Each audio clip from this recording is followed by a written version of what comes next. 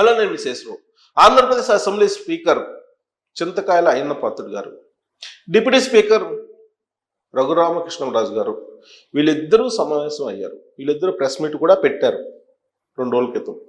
ఆ సందర్భంగా చాలా క్లియర్గా 60 రోజుల పాటు కంటిన్యూస్గా అసెంబ్లీకి అటెండ్ కాకపోతే అనర్హత వేటు పడుతుంది అనేటువంటి విషయం చెప్పారు. ఇది దేని గురించి, ఎవరి గురించి చెప్పారు అని అంటే జగన్మోహన్ రెడ్డి గారి గురించి చెప్పారని చెప్పేసి సర్వత్రా వినిపిస్తుంది. జగన్మోహన్ రెడ్డి గారు వరుసగా 60 రోజుల పాటు అసెంబ్లీకి గైర్హాజరైతే ఆయన మీద అనర్హత వేటు పడుతుంది అనేటువంటి విషయాన్ని చాలా స్పష్టంగా చెప్పారు. ఆయన పేరు తీయకపోయినప్పటికీ కూడా రూల్ పొజిషన్ చెప్పారు. ఆ రూల్ ఎవరికి వర్తింపజేస్తారు? ఈ అసెంబ్లీ సమావేశాలు కనుక జగన్మోహన్ రెడ్డి గారు అటెండ్ కాకపోతే అంటే జగన్మోహన్ రెడ్డి గారి మీదే అప్లై చేసేటువంటి అవకాశం ఉంది. దానికి సంబంధించిన సంకేతాలు కూడా స్పీకర్, డిప్యూటీ స్పీకర్ ఇద్దరు కూడా సంయుక్తంగా ప్రెస్ మీట్లో ఇచ్చేశారని చెప్పి మనం భావించడానికి అవకాశం ఉంది వాళ్ళ వ్యాఖ్యలను బట్టి చూస్తే కనుక. ఇప్పుడు జగన్మోహన్ రెడ్డి గారు మరి ఈ 24 నుంచి ప్రారంభమయ్యేటువంటి ఏపీ అసెంబ్లీ సమావేశాలకు హాజరవుతారా లేదా అనేటువంటి ఒక చర్చ చాలా సీరియస్ జరుగుతుంది. ఆయన ప్రతిపక్ష హోదా ఇస్తేనే హాజరవుతానని చెప్తున్నారు. కోర్టులో ప్రతిపక్ష నేత హోదా ఇప్పించండి అని చెప్పి పిటిషన్ వేశారు. కోర్టు స్పీకర్ కార్యాలయాన్ని అడిగింది. స్పీకర్ రిప్లై ఇవ్వాల. ఎందుకంటే జ్యుడిషియరీ లెజిస్లేషన్లో ఎంటర్ కాదు, లెజిస్లేషన్ జ్యుడిషియరీలో ఎంటర్ కాదు. జ్యుడిషియరీ చెప్పినంత మాత్రాన లెజిస్లేషన్లో ఇంప్లిమెంట్ చేయాలనేది ఏమీ లేదు. దానికి ఉదాహరణ గత అసెంబ్లీ సెషన్ అప్పుడు జగన్మోహన్ రెడ్డి గారు కంటే ముందు అంటే 2024-2019 ఆ పీరియడ్లో రోజా గారి మీద సస్పెన్షన్ వేటేస్తే ఆమెని మళ్ళా అలౌ చేయమని చెప్పి కోర్టు చెప్తే అలౌ చేయలేదు అప్పుడు ఉన్నటువంటి స్పీకర్ కోడెల ప్రసాద్ గారు. అంటే కోర్టు ఇచ్చినటువంటి డైరెక్షన్ని లెజిస్లేషన్ అమలు చేయాలనేది ఏమీ లేదు. కాబట్టి విశిష్టాధికారాలు స్పీకర్కు ఉంటాయి. అసెంబ్లీలో స్పీకర్ తీసుకున్న నిర్ణయమే ఫైనల్. ఇప్పుడు జగన్మోహన్ రెడ్డి గారు హైకోర్టుకి వెళ్ళినంత మాత్రాన ప్రతిపక్ష హోదా రాదు. ఆయన చెప్పిన లాజిక్ ఏంది? ప్రతిపక్ష హోదా ఎందుకు కావాలి అంటే సభానాయకుడికి అంటే ముఖ్యమంత్రికి ఎంత టైం మాట్లాడటానికి అవకాశం ఇస్తారో అంత టైం ప్రతిపక్ష నాయకుడు కూడా వస్తుంది. కాబట్టి నాకు ప్రతిపక్ష హోదా కావాలి అని చెప్పి ఆయన అడుగుతున్నాడు. కౌల్ అండ్ షక్దార్ రూల్స్ ప్రకారం మినిమం 10% మెంబర్స్ని గెలుచుకుంటే తప్ప ఏ పార్టీకైనా ప్రతిపక్ష హోదా రాదు అనేది ఉంది. కానీ జగన్మోహన్ రెడ్డి గారు ఏం చెప్తున్నారు? ఆంధ్రప్రదేశ్ అసెంబ్లీలో ఉండేది 2 ఒకటి కూటమి, అదేమో అధికారంలో ఉంది. 2 వైఎస్ఆర్ కాంగ్రెస్ పార్టీ ప్రతిపక్షంలో ఉంది. కాబట్టి నాకు ప్రతిపక్ష హోదా కావాలి అని అంటారు. స్పీకర్ ఏమంటారు? రూల్ పొజిషన్ బట్టి మీకు ప్రతిపక్ష హోదా రాదు. మీకు ప్రతిపక్ష హోదా రావాలంటే 18 మంది ఎమ్మెల్యేలు ఉండాలి. మీకు 11 మందే ఉన్నారు కాబట్టి మీకు ప్రతిపక్ష హోదా అవకాశమే లేదు అని చెప్పి స్పీకర్ చెప్తూ ఉన్నారు. ఇలాంటి పరిస్థితుల నడుమ ఆయన అసెంబ్లీకి రావటం లేదు. అసెంబ్లీకి మానేశారు. ఆయన మానుకోవడంతో పాటు మిగిలిన 10 మందిని కూడా అసెంబ్లీకి వెళ్లాల్సిన అవసరం లేదన్నట్టు సంకేతాలు ఇచ్చేశారు. దాంతో వాళ్ళ మీద అనర్హత వేటు వేయాలా, వాళ్ళు కంటిన్యూ చేయాలా అనేటువంటి సందిగ్ధం ఇప్పుడు స్పీకర్లో ఉంది. స్పీకర్ రూల్ పొజిషన్ చెప్పారు. 60 రోజులు మీరు కనుక రాకపోతే అనర్హత వేటు పడుతుంది అని చెప్పి ఇంకొక మాట కూడా చెప్పారు. మీరు రాకుండా ఎవరి చేతనే సరే సంతకం పెట్టిస్తే నకిలీ సంతకం అది కూడా చెల్లదు అని చెప్పారు. ఎందుకు చెప్పారు? నకిలీ సంతకం పెట్టిస్తున్నారు అనేటువంటి అనుమానం స్పీకర్కి ఉన్నట్టు మనం భావించాలి. సో ఆ విధంగా నకిలీ సంతకం కూడా పెట్టాలని అవసరం లేదు. అసెంబ్లీకి అటెండ్ అయ్యి అసెంబ్లీలో ఖచ్చితంగా సంతకం పెట్టాలి జగన్మోహన్ రెడ్డి గారు. లేదంటే ఆయన మీద అనర్హత వేటు పడేటువంటి అవకాశం ఉంది. అంటే జగన్మోహన్ రెడ్డి హాజరవుతారా లేదా ఇలాంటి సిచ్యువేషన్లో అనేది.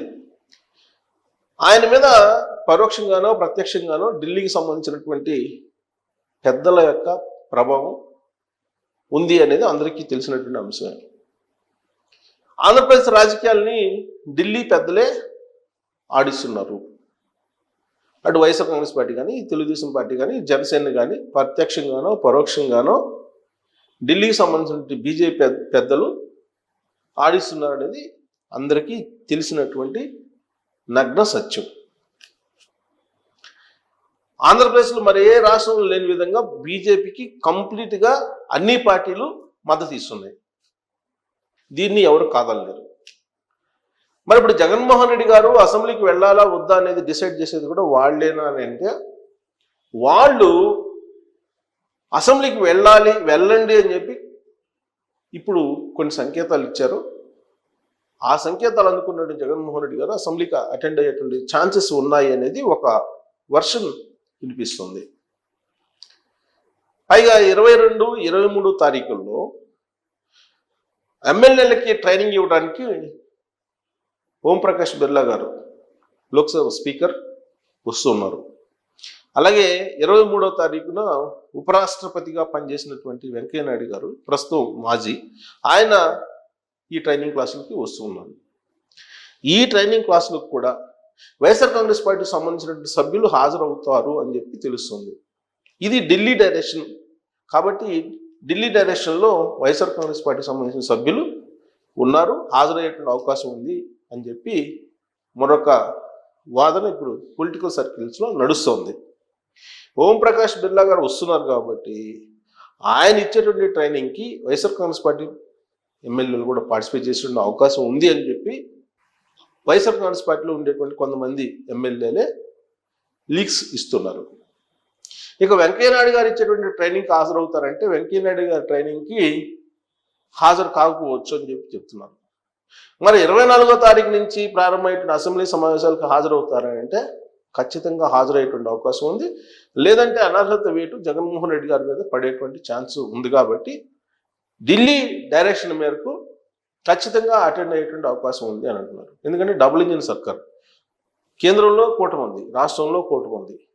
కూటమి ప్రభుత్వానికి సహకరించమని చెప్పి జగన్మోహన్ రెడ్డి గారికి ఢిల్లీ బీజేపీ పెద్దలు ఒక ఆర్డర్ పాస్ చేశారు. దాన్ని ఇంప్లిమెంట్ చేయాల్సిందేను, ఇంప్లిమెంట్ చేస్తారు అనేది ఇంకొక వర్షన్ వినిపిస్తుంది. కాబట్టి జగన్మోహన్ రెడ్డి గారు మీద అనర్హత వేటు వేసేటువంటి అవకాశం ఇప్పుడున్నటువంటి స్పీకర్ అయ్యన్న పాత్రుడు గారికి కానీ లేదా రఘురామకృష్ణరాజు గారికి కానీ ఉండకపోవచ్చు.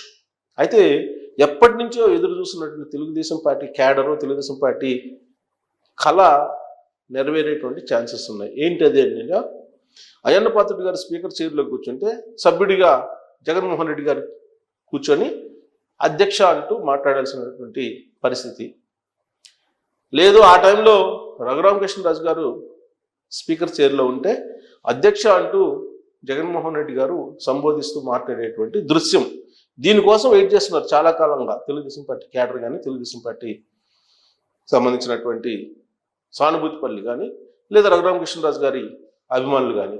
అది ఈ అసెంబ్లీ సమావేశాల్లో సాకారం అయ్యే దానికి అవకాశం ఉంది అని చెప్పి పొలిటికల్ సర్కిల్లో ఢిల్లీ నుంచి ఆంధ్రప్రదేశ్ వరకు వినిపిస్తుంది. మరి ఇది నెరవేరుతుందా, నెరవేరే అవకాశం ఉందా?